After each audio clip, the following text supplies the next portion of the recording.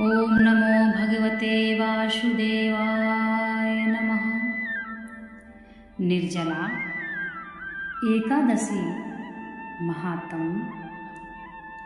निर्जला एकादशी को भीमसेनी एकादशी भी कहा जाता है। आज हम निर्जला अर्थात भीमसेनी एकादशी की कथा सुनाएंगे और इसका महत्व भी बताएंगे। ज्येष्ठ मास के शुक्ल पक्ष की एकादशी को निर्जला एकादशी के नाम से जाना जाता है। इसकी कथा इस प्रकार है। व्यास मुनि के पास जाकर भीमसेन ने पुकार की, मेरी पूज्य माता कुंती व पूज्य भ्राता युधिष्ठिर तथा अर्जुन, नकुल सहदेव द्रौपदी सहित एकादशी का व्रत करते हैं और मुझे भी शिक्षा देते हैं। तू अन्न मत खा, नरक में जाएगा। आप विचारिए मैं क्या करूँगा। 15 दिन के बाद एक एकादशी आती है और हमारे घर झगड़ा उत्पन्न हो जाता है। मेरे उदर में अग्नि का निवास है, उसे अन्न की आहुति ना दूं तो चर्बी को चाट जाएगी। अतः भीम के पेट में अग्नि का निवास था, इसलिए उनको भूख बिल्कुल भी बर्दाश्त नहीं हो पाती थी। शरीर की रक्षा करना मनुष्य का परम धर्म है। अतः आप ऐसा उपाय बताइए जिससे सांप भी मर जाए और लाठी भी न टूटे। अर्थात ऐसा व्रत कहो जो वर्ष में एक दिन करना पड़े और मन की व्याधियों का विनाश करने वाला हो। 24 एकादशियों का फल उसके करने से मिल जाए और मुझे स्वर्ग में संबंधियों के साथ ले जाया जाए। व्यास जी बोले, ज्येष्ठ मास के शुक्ल पक्ष की एकादशी का नाम निर्जला है। इसमें ठाकुर जी का चरणोदक वर्जित नहीं, कारण कि वह तो अकाल मृत्यु का हरण करने वाला है। जो निर्जला एकादशी का व्रत श्रद्धा सहित करता है उसे 24 एकादशियों का फल मिलता है। इस व्रत में पितरों के निमित्त पंखा, छाता, कपड़े का जूता, सोना चांदी या मिट्टी का घड़ा और फल फूल इत्यादि दान करें। मीठा जल का प्याऊ लगा दे, हाथ में सुमरनी रखें, मुख से ओम नमो भगवते वासुदेवाय का जप करना चाहिए। ओम नमो भगवते वासुदेवाय इस 12 अक्षर महामंत्र का जप करना चाहिए। ध्रुव भक्त का मंत्र, ध्रुव भक्त का गुरु मंत्र यही था। श्रीमद्भागवत पुराण का सार यही है। आप यदि फलाहारी हो तो ध्रुव के प्रथम मास की तपस्या के तुल्य उसके एक एक दिन के फल के समान आपका फल हो जाएगा। यदि आप पवनहारी रह सको तो ध्रुव के 6वें मास की तपस्या के समान फल होगा।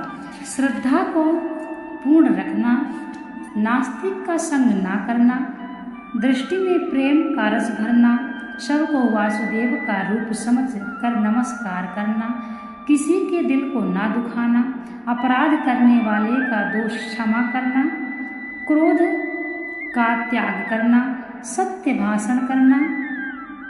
जो हृदय में प्रभु की मूर्ति का ध्यान करते हैं और मुख से 12 अक्षर का गान करते हैं वह पूर्ण फल को प्राप्त करते हैं। दिन भर भजन करना चाहिए।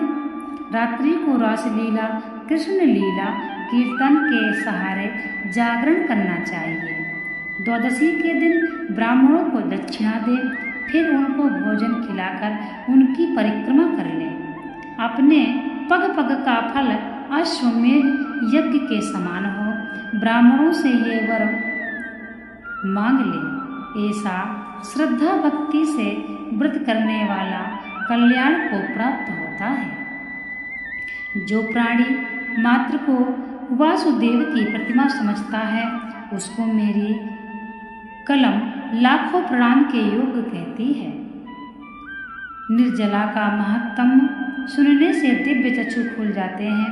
प्रभु घूंघट उतार कर मन के मंदिर में प्रकट दिखाई देते हैं।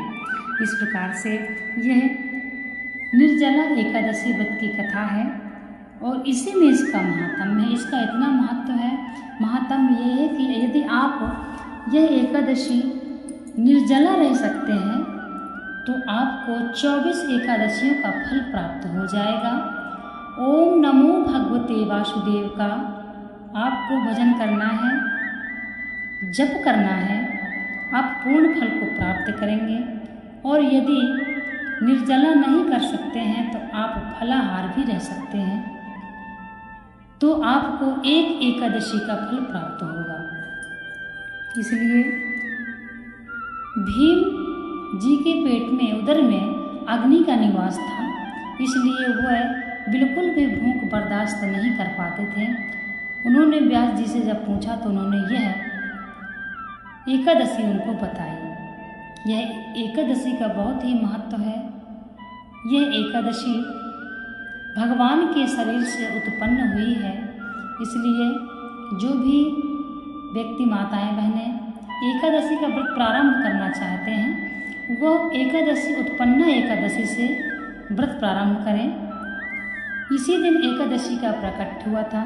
भगवान विष्णु के शरीर से एकादशी उत्पन्न हुई थी, इसलिए पहली एकादशी का नाम उत्पन्ना एकादशी हुआ। इसी प्रकार से जब आप निर्जला एकादशी का व्रत करें तो आप पितरों को निमित्त पंखा दान करें, छतरी दान करें, जूता कपड़े के दान करें और घड़े में मीठा एवं शीतल जल की व्यवस्था करें। पक्षियों को पानी रखें, जल रखें और पशुओं के भी जल की व्यवस्था करें।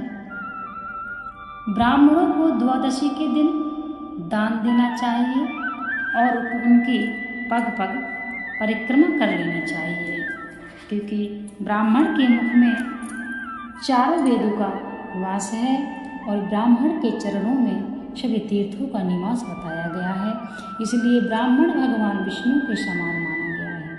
इस प्रकार से एकादशी का व्रत करते हुए द्वादशी के दिन ब्राह्मण को दान दें। जो भी आप भेंट देना चाहते हैं वो दें, अपने सामर्थ्य के अनुसार दें और ब्राह्मण की परिक्रमा करके उसको भोजन इत्यादि करावें। द्वादशी के दिन चावल खाना अत्यंत आवश्यक होता है, इसलिए उस दिन खीर बना लेवें, खीर का ही भोग लगा देवें।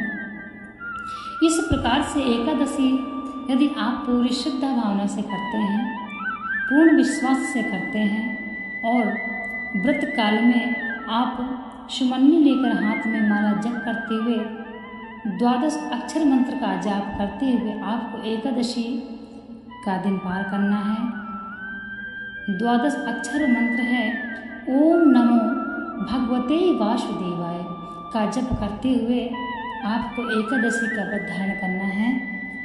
यही